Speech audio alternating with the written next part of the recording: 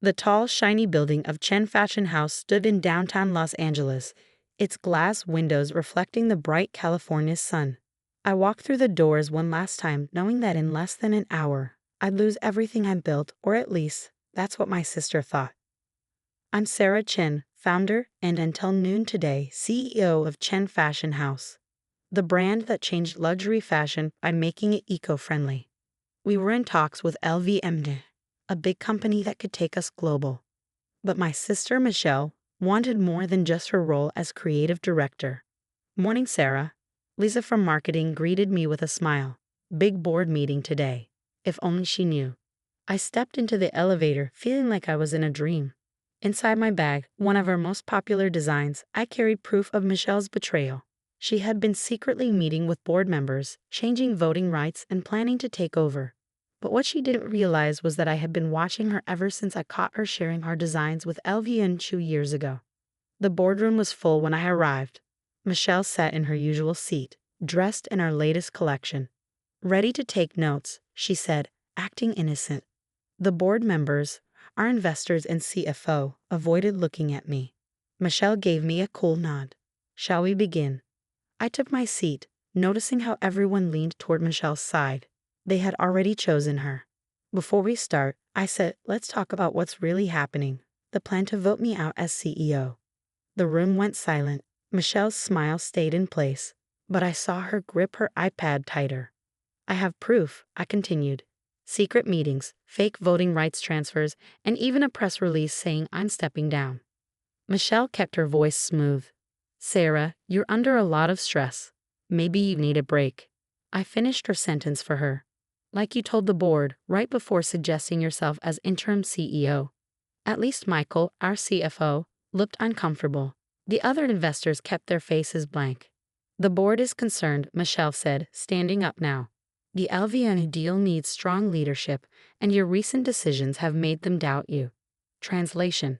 I had refused a bad deal because I knew we were worth much more, but Michelle wanted fame and had been working behind my back to take over. Let's be honest, I said, opening my laptop. You've spent months making me look unstable just so you could accept a deal that undervalues us by $100 million. This is nonsense, Michelle snapped, but one of our investors was already checking his phone, likely looking at the evidence I mentioned. Shall we vote? I asked. For the next 15 minutes, Michelle gave her well-planned speech about why I should be removed, questioning my leadership, saying I was too emotional, and suggesting I was ruining the LVMH deal. The board listened and then voted, just like she had planned. The motion passes, Michelle said, barely hiding her excitement. Sarah Chen is no longer CEO of Chen Fashion House. I will take over as interim CEO. I stood up slowly, gathering my things. Congratulations, sister, but you forgot one small thing. Security will escort you out, she said coldly. Before they do, I said you should see this. I projected an email onto the screen. Michelle frowned, reading it. Her confidence cracked. That's impossible. Patent registration number 88,700,402,391. I read aloud. Our eco-friendly fashion technology, owned by me personally, not by Chen Fashion House. The investors quickly grabbed their phones, probably calling their lawyers. One of them looked like he might faint. The special fabric technology that makes our brand unique, I said with a smile, the eco-friendly process that LVMH wants to buy. I created it before starting this company. Before I made you creative director, Chen Fashion House has only been using it under a personal license from me, which, I glanced at my watch, expired 2 minutes ago when you removed me as CEO. You can't do this, Michelle gasped. The company owns anything developed while working here. Yes, I said, but I made this technology before Chen Fashion House even existed. Check the records, check the timestamps, check anything you want. My lawyers already have. The security guards Michelle had called were waiting by the door, but no one moved. Everyone was too busy staring at the patent details now on their screens. So here's the deal, I said, picking up my bag. You can have the company, Michelle. But without my technology, what you have is an empty brand. No special fabrics, no eco-friendly process, no $200 million LVMH deal. Just a fancy office with a great view of Los Angeles. We'll fight this, she snapped. The board will. The board, James Wong cut in, his voice sharp, will need to reconsider its decision. Sarah, perhaps we should talk in private. I shook my head. No need. The vote was clear. I'm out. I'll be starting a new company, one that owns some very valuable technology. And I hear LVMH is still very interested in sustainable luxury fashion. I walked to the door, then turned back. Oh, and Michelle, Mom wants us at dim sum on Sunday. Try not to be late. The security guards hesitated, unsure who they were supposed to remove. As the elevator doors closed behind me, I heard the boardroom break into chaos. Lisa from marketing caught me in the lobby. Sarah, is everything okay upstairs? I smiled, thinking about the other surprise I had waiting at home, one that would shake up the fashion world even more. Everything's fine, I told her. Just a little family drama.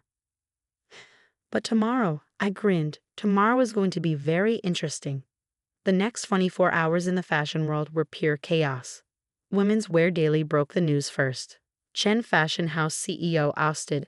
IP dispute puts LVMH deal at risk. Soon my phone was flooded with calls from reporters, luxury brands, and competitors.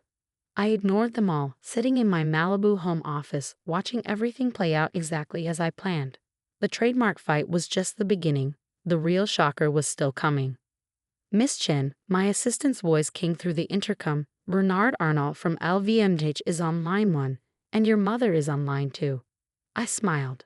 Right on schedule. Put Mom through first. Sarah Chen, Mom's voice snapped through the phone. What is this I'm reading? The whole Chinese community is talking. Michelle tried to take your company, so you humiliate her in front of the board? In front of investors? What about family harmony? I glanced at the folder on my desk. Michelle's secret emails, proving she had been planning my removal for almost a year. Sometimes harmony has to be earned, Mom. Is Michelle there with you? A pause. She's been in her room all morning. Won't stop crying. Good. Tell her to stay there. She'll want to see the news in an hour. I smiled. Also, maybe start making some of your special wonton soup. We're going to have guests for dinner. I switched to line 1. Bernard, I was wondering when you'd call. Bernard Arnault, the head of LVMH, got straight to the point. That's quite a technology portfolio you've been hiding, Sarah. Why are we just learning about it now?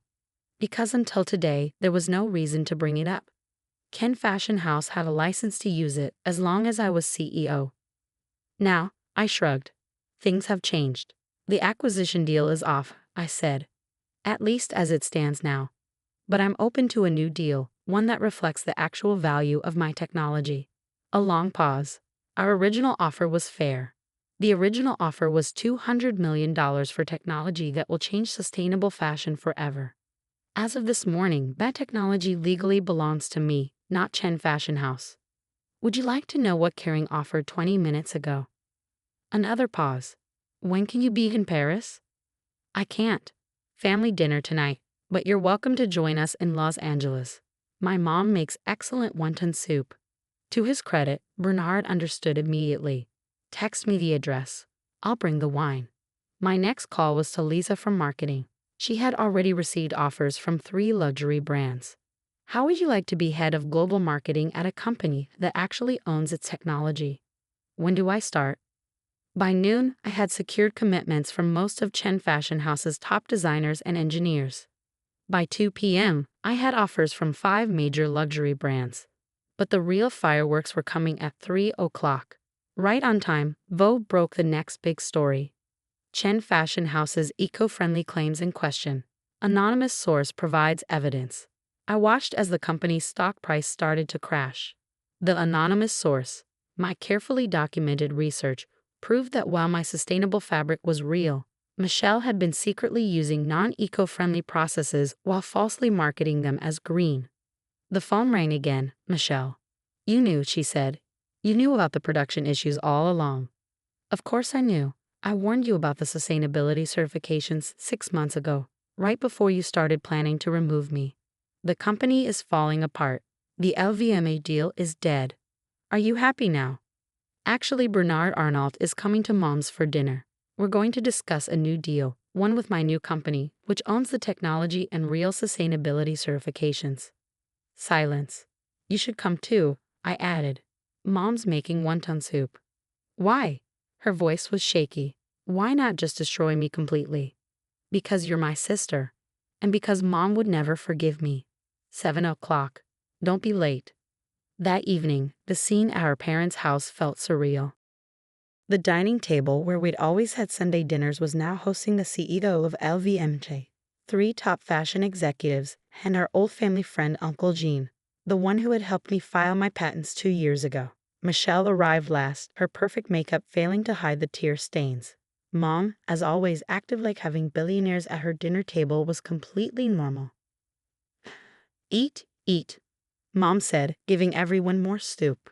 Business can wait until after dinner. As we ate wontons and drank wine, a new deal was made. My new company would take over Chen Fashion House in a stock swap. Then LVMH would buy the combined company for $500 million. Michelle would keep her shares but step down from any leadership role. Most importantly, we would still be sisters. Later, Michelle and I sat outside in the garden, just like we used to when we were kids. I don't get it, she said. You knew what I was planning. You could have stopped me earlier. You could have exposed the truth about the sustainability issues and destroyed me. Why wait? I took a sip of the fancy wine Bernard had brought. Because I needed everyone to see the truth for themselves, about you and about me. And what's the truth? You're someone who was willing to betray family for success. And I'm someone who found a way to save both the company and our family. She flinched. Mom's never going to let me live this down. No, I said. But she's also never going to let me forget that family comes first, even when family betrays you. She hesitated. The new company, there's really no place for me. Not in management, but your shares are still worth about $50 million. That's not bad for someone who tried to take over her sister's company. Mom came outside with more wontons, insisting that even a CEO of the world's biggest luxury brand needed to eat. She treated everyone the same. Her daughter who tried to steal a company, the daughter who outsmarted her, the billionaires, the family. To Mom, we were all just people who needed feeding. The next few weeks were a whirlwind of lawyers, contracts, and news headlines. The media loved the story. Fashion Sisters feud ends in $500 million deal. We launched the new company, Phoenix Sustainable Luxury, with top designers and a clear vision. LVMH quickly finalized the acquisition. Kering made a last-minute offer, pushing the final price to $600 million. Michelle took a break from work, then started her own business, helping brands make fashion more ethical. She still comes to Sunday dinner, though she's quieter now, more thoughtful. Mom always makes sure we sit next to each other. At the signing ceremony, a reporter asked if I was afraid of more family betrayals in fashion. I smiled and said, in fashion, like in family, what matters isn't just how things look, it's what's underneath.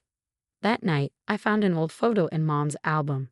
It was from my first fashion show, Michelle and me, proudly showing off the dresses we designed together. Next to it, Mom had placed a framed copy of the $600 million acquisition announcement. To remind you both, she said firmly, that success means nothing without family. She was right. The trademarks, the sustainability scandal, the negotiations, those were just tools. The real victory wasn't the money or the headlines. It was finding a way to save both the company and our family. Michelle and I still argue over fashion at Sunday dinners. Mom still makes too many wontons. Dad still says we work too much. But now, we all understand something. Winning isn't just about coming out on top. It's about how you get there. The fashion world moves fast. Trends change. Companies rise and fall. But family is forever. Sometimes betrayal reminds us of that. And sometimes forgiveness shows us the way forward. Today, Phoenix Sustainable Luxury is changing the fashion industry. Our technology is shaping the future of luxury goods. And the Chen sisters still have Sunday dinner at Mom's table. Different roles, different perspectives, but still family. As for me, I keep the original patents framed in my office, right next to that old fashion show photo. A reminder that in business, as in family, the best victories are the ones that leave room for redemption.